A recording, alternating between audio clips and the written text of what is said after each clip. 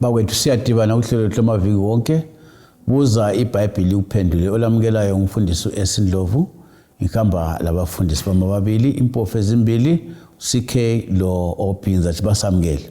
Siyabonga mfundisi, salibonani balaleli, siyaxhumana njalo kuhlelo lwethu lwamaviki wonke buza iBhayibheli kuphendule okhulumayo umfundisi umpofu CK.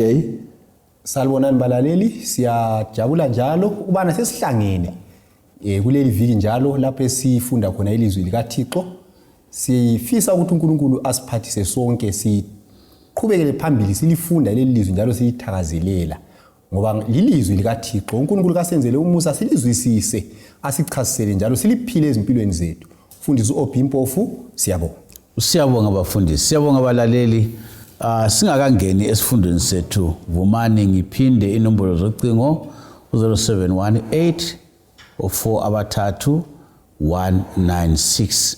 Kulezi nombolo zocingo ungaletha umbiko wakho, ugwalo oluthiwa i-Great Controversy ngesilungu uyalithola ungelambadalo, loba impikiswano phakathi kwaKristu loSathane ngesindebele uyalithola ungelambadalo njalo. Bafundisi, kasingenene endabeni yethu namhlanje sikhangela uSambulo 22 indima ka11. Ngiyabonga mfundisi wami. Sifundele mfundisi uSambulo 22 ivesi ngelika 11. iBhayibheli lithi lona ke ongalunganga kahlale esenza okungalunganga. Ongcolileyo akahlale engcolile. Kodwa olungileyo ahlale esenza ukulunga, lo ngcwele ahlale engcwele. Ikhuluma ngani livesi mfundisi? Siyabonga mfundisi wami. Ivesi leyi ikhuluma ngokuvalwa komusa. Lapho abasindisiweyo bazabe sebesindisiwe. Labangasindiswanga ababe bale umusa kaNkulunkulu bazasala bengasindiswanga. Amazwi lawa angavele akhulunywe esiwafundile kuSambulo 22 ivesi ngelika 11. Kuthi ukuthi lokho umuntu ayikho khona uzahlala eyilokho ayikho khona. Lokho umuntu ayabe ekukhethile wakugagadlela yikho azahlala eyikho khona. Ngenye indlela mfundisi ukwenza kubelula kubalaleli kufanana nokuthi nxa kumdlalo webhola sokuchaya impembe yokugcina. Akusaphindi kube le extra time sidlulile. Simdlalo siyabe suphelile. Sesifikile komlindi uyagcina. Mfundisi Ophi. Mhlawumbe khonapho. Kula abanye abantu abacabanga ukuthi kungavala umusa kuzaba lenye chance futhi. Abakubiza abathi abanye ngumusa wesibili. Ukuthi abantu uJesu zaphinda anika abantu futhi ithuba lokukhetha kubo. Kodwa ke iBhayibheli nxa ikhuluma lapha isivezela ukuthi kulokuvalwa komusa ka1 kanye. Umusa ungavela uvalwe ungakhethanga ukusindiswa usulahliwe. Akula futhi elinye ithuba elizaphiwa abantu ukuthi bakhethe ukusindiswa. So ngezinye indlela incwadi kaSambulo iveza sobala ukuthi ngelinye ilanga ukubekezela kukaNkulunkulu kuzafika emaphethelweni. uNkulunkulu uzathi hayi sengibekezele kwenela. Kusitsho ukuthi abafuna ukusindiswa hayi sebekhethile. Abangakhethanga ngabangafunile. So uNkulunkulu kuzafikela khona ukuthi athi hayi angeza engaqhubela phambili ngilokho ngivula umusa wami. Uzagcina siyathola isibonelo eSodoma leGomora. Thola isibonelo futhi ngesikhathi sikaZamcolo. Kuyasitshengisa ukuthi vele uNkulunkulu umusa wakhe kukhona lapho fika khona kunqe. Angathi lapha sokucinile akusaphindi kuvulwe futhi. Yikuvalwa komusa wokucina. uSambulo 22 verse 11 yikuvalwa komusa wokucina akusoze kuphindwe kuvulwe futhi. Olahliwe yabe selahliwe, osindisiwe yabe sesindisiwe.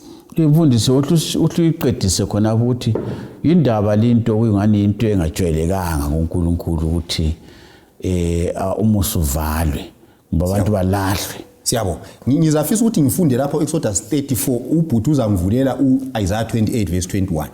Exodus 34 ivesi ngelika 6 lo 7 iyasincedisa khona phana ukuthi sibone ukuthi iBhayibheli lithi yona inkosi yadlula phambi kwakhe yamemezela yathi inkosi uNkulunkulu elesihawu elomusa ephuza ukuthukuthela evame ukulunga leqiniso egcina isihawu kuzinkulungwane ithethelela iziphambeko lokuhlamuka lezono So iBhayibheli lapha iveza isimilo sikaNkulunkulu.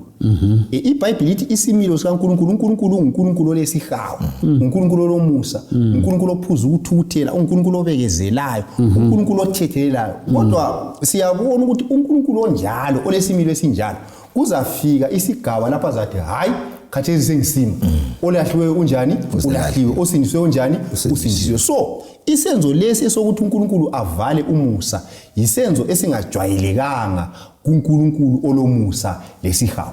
Kodwa ngenxa ukuthi kangeke futhi abambe ngamandla abantu ukuthi basindiswe, uzakwenza leso senzo lanxa singajwayelekanga kuye ngesizathu sokuthi uyahlonipha ukukhetha kwabantu. Kulesigaba lapho uNkulunkulu azathi hayi abantu laba abakhetha ukuhlamuka ukuthi bakhetha ukuhlamuka, abakhetha ukusindiswa ukuthi bakhetha ukusindiswa. Lanxa ngilokubekezela sibili angeke ngaqhubeka lokho ngisabekezela. So yekela ngenze isenzo esingavamanga esokuvala umusa. So ukuvalwa komusa isenzo esingajwayelekanga kuNkulunkulu obekezelayo, uNkulunkulu lothando. Angasifundela lapha uIsaiah 28 verse 21. Sifundele mfundisi. uIsaiah 28 verse ngelika 21 iBhayibheli lithi lona ngoba inkosi izavuka njengasentabeni yasePerazim, ithukuthele kakhulu njengase sigodini seGibhiyoni, ukuba yenze lokho okufanele ikwenze, isenzo esingajwayelekanga, iqede umsebenzi wayo, umsebenzi omangalisayo. Siyabona. So lapho uNkulunkulu kuthiwa uzasukuma ngokuthukuthela njengalokho akwenza ePerazim laseGibhiyoni, enze umsebenzi ongajwayelekanga. So ukuvalwa komusa ngumsebenzi kaNkulunkulu ongajwayelekanga, ngoba simazi njengoNkulunkulu lesihawu, uNkulunkulu womusa, uNkulunkulu ophuza ukuthukuthela. Kodwa ke ngenxa yokukhetha kwabantu lokuthi uyahlonipha ukukhetha kwabantu, kuzamele asukume enze umsebenzi ongajwayelekanga, umsebenzi wokuvalwa komusa. Mfundisi ungakayikhatshana kakhulu angithi umsebenzi lo uchoyo uthi ukuthi abavalelwe phandle bayegehena kunjalo bayakucheke sikhonapho sike sakuthinta lapha ukuthi kungavele kuvalwe la abantu abalahliweyo sebelindele ukuyabhujiswa echibini lomlilo egehena akusele elinye ithuba futhi. Bakhona abantu abathi uNkulunkulu lothando ngaza kenza into enjalo. Ya, ngezinye indlela enxenye ikungazwisisa uthando lukaNkulunkulu, ngoba uNkulunkulu ngenxa yothando lwakhe kasoze athathe abantu abamhlamukeleyo ukuthi ayebangenisa embusweni wezulu. uNkulunkulu uyahlonipha abantu. Njalo ehlonipha abantu kulabantu abazakhetha ukuthi bahlale lesono. Ukuthi uNkulunkulu alungise izinto zakhe azibisele kulokho ezazikho khona kumele abhubhise isono lezono. So uyasala engasela okunyanga kwenza ngaphandle ukuthi abhubhise izono lesono esiyabe sihlezi ebantwini, ngoba uNkulunkulu ufuna ukuhlambulula imvelo yakhe isono singasali sikhona. So ukubhubhisa abantu yisenzo sakhe sothando nokuhlonipha ukukhetha kwabantu. Siyabonga mfundisi. Mfundisi sikhe akusincedise khona ukuthi njengoba sisazi ukuthi ngelila umusuzavala kumele siziphathe njani. Siyabonga mfundisi wami. Sizafunda incwadi kaMarko isahluko ngesika 13 ivesi ngelika 35 lelika 36. iBhayibheli lithi lona ngakho lindani ngoba kalazi ukuthi inkosi yomuzi iza kufika nini, loba kusihlwa loba phakathi kobusuku, loba ekukhaleni kwenkukhu, ingabe ekuseni. Funa ifike ilijume ilifumane lilele. So okusokumele sikwenze ukuthi sihlale silindile. Njengoba ke sike sakuthinta laphana ke ukuthi nxa kuyikuthi ngilohambo, kungaba lohambo engihamba ngisebenzisa amabhasi, ibhasi iyalindelwa. Kungaba lohambo olusebenza indizamtshina, ikakhulu indizamtshina, ohamba esebenza indizamtshina uyakwazi ukuthi kulesikhathi okumele afike ngaso angene ingakasuku, ngoba isikhathi sokusukuma singavele sichaye sokuvalwa yonke into, ungaze ufike umemeze bekubona awuselathuba bayakuchiya uyikhangela nasiya bayakutshela ukuthi isikhathi adumele ufike ngaso usiyangena lapha sesendlule asavumi. So okuqhakathekileyo lapha ke ukuthi kumele sihlale silindile. Njengoba ke ngakakutsho omunye umuntu uthena ke endabeni le yokuza kaJesu le kumele silungiselele kwangani uza ngomzuzu olandelayo. Kakungcono yini mfundisi ukuthi vele uJesu simthande. Mina ngibona kana uhlupho lwethu lungaba ukuthi uJesu uyabungamthandi ngoba ukulungiselela umuntu ongamthandiyo kuba into enzima. Kunjalo mfundisi wami. Ngibona kuyadingakala ukuthi ubudlelwano bakho noJesu kube ngobuphilayo. Kunjalo. Nxa umuntu eqaphela umuntu wakho amthandayo ukuthi uyabuya ngaza kalibala khona. Akwenzakala mfundisi wami. Njengoba usitsho uvele ulungiselela umuntu omthandayo. Awuchiyi lutho olusala lungalonganga. Kodwa ungaba umuntu owethukayo ukuthi kanje kuloku Jesu uza kwethuka isikhathi njani sesifikile uqinisele. So nxa uJesu simthanda asihlaleni sisenza okulungileyo. And futhi ngifuna ukubeka ngalendlela futhi mfundisi ukuthi umusa sikhulume ngakuthi uzavalwa. Kodwa ke asithi sonke esizaficwa nguJesu siphila sibe sesivalela umusa siphila. Abanengi bethu abanye uJesu njengoba ke sikhuluma ngabo Johana abasilowela incwadi esambulo balele kadesi. Umusa lokulungiselela kakuye ngesikhathi sethuba oliphiweyo lokuphila lapha emhlabeni. Ngoba ungavele ulale ubuthongo bokufa. Kuwe kawuselayo impilo yesibili ngoba siphiwe impilo eyodwa siphila kanye. Impilo yona lezi ngavele siyidlalise lethuba lokulungiselela selidlulile. Mfundisi OB uverse 8 ukhuluma ngentuthu. Siyabo. EkaSambulo 15. Sambulo 15 verse 8. Ithi yona itempeli la agcwala intuthu evela enkazimulweni kaNkulunkulu nasemandleni akhe. Njalo kakho oyenelisa ukungena etempelini kwaze kwapheleliswa izinhlupho eziyisikhombisa ezivela kungilosi eziyisikhombisa. So lapha iBhayibheli likhuluma ngokugcwala kwentuthu. Ukugcwala kwentuthu kutshoni ikwesifuthi futhi sikugcizelela phansi. Ukugcwala kwentuthu kuveza ukuvalwa komusa. Nxa sikhuluma ngetempeli lapha sikhuluma ngesanctuary esezulwini. Lapho uJesu asincengela khona endaweni engcwele ngcwele. So khathesi etempelini akugcwalanga ntuthu. Kusitsho ukuthi umusa usavuliwe, uJesu lokho ekhona ngale njengomncengeli wethu. Uyasincengela. Yikho khathesi sisachumayela ivangeli. Intuthu ayikangena. Umuntu saselethuba lokuthi angezwa ukukhulunywa ngoJesu athi ngiyamamukela aphenduke anyukele uNkulunkulu. Lezono zisathethelwa khathesi. Yikho esubona kodwa iBhayibheli iyaveza ukuthi sikhona isikhathi lapho kuzagcwala khona intuthu. Intuthu yona leyi yezabangela ukuthi uJesu aphume. Ngokumfanekiso ukuthi nxa intuthu sigcwele uJesu uyaphuma kusitsho ukuthi kusitsho ukuthi akusela mncengeli.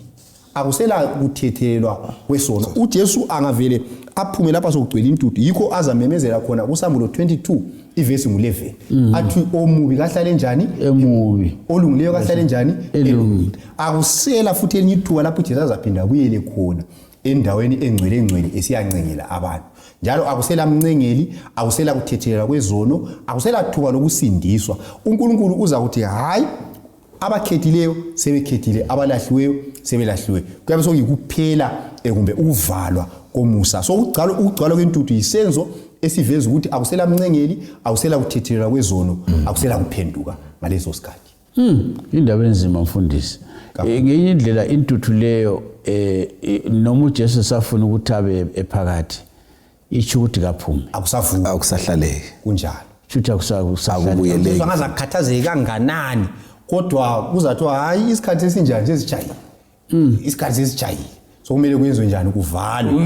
Ingakaye kumfundisi uSikhe mfundisi ngiyacabanga nxa ukhuluma lapho ukuthi kutsho ukuthi akula muntu oyedwa nje uyabesele evalelwe phandle. Akuvumi. uNkulunkulu uyanika umuntu munye ngamunye. Even labantu abafayo kathesi umuntu lo uyabephiwe amathuba eneleyo engela sithi adlulizileyo ukuthi ayenze isinqumo sokuthi asindiswe kumbe alahle. So uNkulunkulu akula muntu amlahlayo engamphanga amathuba ayeneleyo ukuthi akhethe usindiswa kumbe akhethe ukulahlwa. So umusa lapha nxa uvalwa uNkulunkulu uzakuba leqiniso ukuthi wonke umuntu ophile emhlabeni uphiwe ithuba lokukhetha kumbe lokwala uJesu. Mfundisi Sikhe ohliqhume khonapho ukuthi kubona ababalileyo umusa kaNkulunkulu kuyabe kunjani anti ingoma lethu sango inqamli sami lisavulile ngase kuvaliwe so kuthiwa sekuvaliwe kuyabe kunjani kulabo basele phandle. Ngiyabonga mfundisi wami ngizafunda uJeremiah 8 ivesi ngelika 20 bese ngisiyafunda lo Amos 8 ivesi ngelika 11 nelika 12. uJeremiah 8 verse ngelika 20 iBhayibheli lithi lona ke ukuvuna kudlulile lehlobo liphelile kodwa mina kangisindiswanga. Ngamanye amazwi ukuvalwa komusa la akusoze kuhlale siloko siphiwa amathuba, kuzafika lapho isikhathi esinjani esizaphela khona kuvalwe umusa. Njengalokho isikhathi sehlobo asihlale sinjani sikhona. Isikhathi sehlobo simnandi, sihle kakhulu ngoba siyabe sisidla okuhle kwezwe. Sisidla konke amazambane, ondlubu, omumbu, sikholisa. Kodwa ke isikhathi sehlobo singavele sidlule senze njani sidlulile. So kuza kuba kubi kulo oyabe engalungisanga wakhetha uJesu njengenkosi. Yibo laba bathi ukuvuna kudlulile. Yibo abazahlaba umkhosi lowo ukuthi kuvuna kunjani kudlulile. Lehlobo lidlulile kodwa mina kanginjani kangisindiswanga. Yikho sizwa abatshumayeli bakulezi insuku bathi bona ikhiliwani. Anjo liya emuntwini ongakwaziyo abecanga ukuthi ijodo lekiliwani into efanana. Abese sithi ikiliwani ukuze lazi ukuthi ihlobo lidlulile lizakuzwa ngezinyo ledonke. Awubantu. Uyabona ke? So bazabe besokukubi bengabe bebona becabanga ukuthi isikhathi sizaqhubekela phambili siloko sinjengoba sinjani sinjalo. Kanti ke ihlobo lingadlula lenze njani lidlulile. uAmos ke abese sithi ke ku8 verse ngelika 11 lelika 12 lapha kulamazwi ke abuhlungu uthena ke bhekani insuku ziyeza kutsho inkosi uNkulunkulu lapho ngizathumela indlala elizweni kungabi indlala yokudla kungabi ngeyokomela amanzi kodwa kube ngeyokuzwa amazwi enkosi. Abantu bazazula kusukusela olwandle kuze kube solwandle kusukusela enyakatho kuze kube sempumalanga bagijimelele lale bedinga ilizwi lenkosi bangalifumani. Abese sithi ku13 ngalolo suku intombi ezinhle lezinsizwa zizaqaleka ngenxa yokoma. uAmos nxa esekubeka ke lapha uyathi ukuthi siyeza insuku lapho kuza kuba khona lendlala hathi yokudinga ukudla okusuthisayo kodwa yokuzwa ilizwi likaNkulunkulu. Abatshumayeli laba esibezwayo lezifundo zona lezo obuza iBhayibheli likuphendule zisiba khona sikhululekile ukuthi sizizwe sikhululekile. Abangafuni ukuzilandela lokuzilalela bazazidinga isikhathi umusa sovaliwe bangazithola. Anjo kade ziyafakwa emoyeni kubo YouTube lasemsakazweni. Abantu sikhethe ukulalela ezikufunayo. Kodwa ke lezo sikhathi nxa sesifikileke sizazidinga lezi sifundo singasitholi. Kuyabe sokulendlala yokuzwa ilizwi likaNkulunkulu. Kuyabe sokulokoma kokulambela ukuzwa ilizwi likaNkulunkulu. Abe sesithi ke laba abalamandla sibaziyo insizwa lamantombazana. Uthi ngenxa yendlala yokuomela lokulambela ilizwi likaNkulunkulu baza kuqaleka.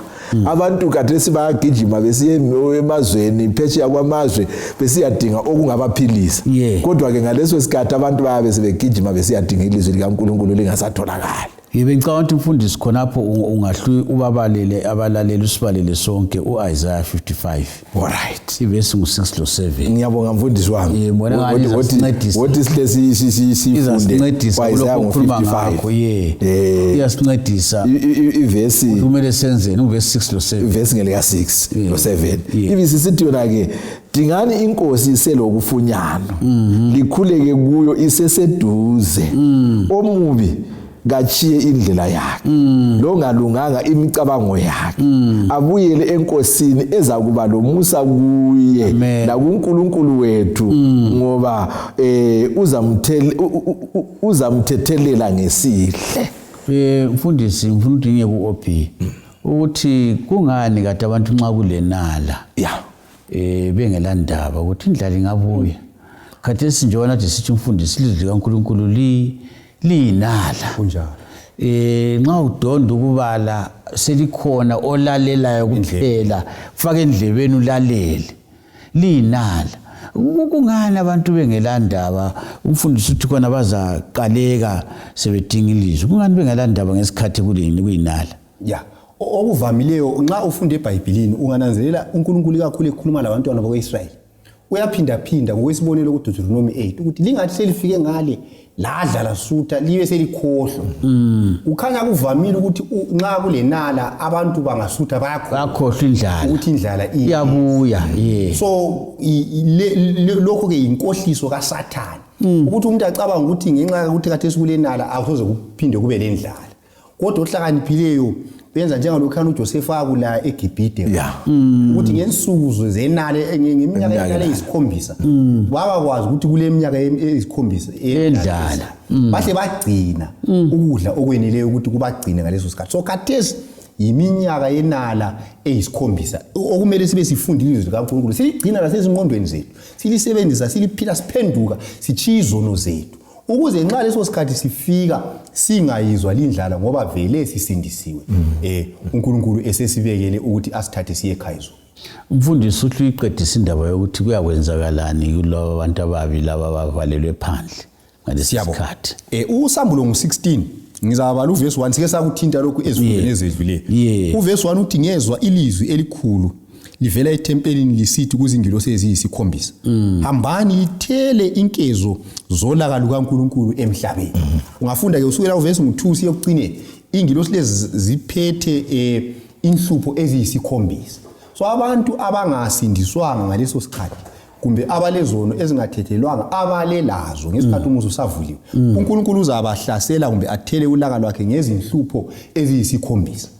Yizo lezani izinhlupho esathi amanzi azakuba ligazi abantu bazaba lezilonda elimini abantu bazachiswa lilanga lokunye nje okunenginengi kuzabahlasela kuyabe kuhlasela abantu ababi kuphela abangasindiswanga abale ukuphenduka umusa usavuliwe. So yikho esikubonayo lapha ukuthi umusa ungavalwa uNkulunkulu uzayekela abantu laba bahlukuluzwe lulaka lwakhe ngoba bemphikile bala ukuphenduka lokuthethelwa umusa usasekhona.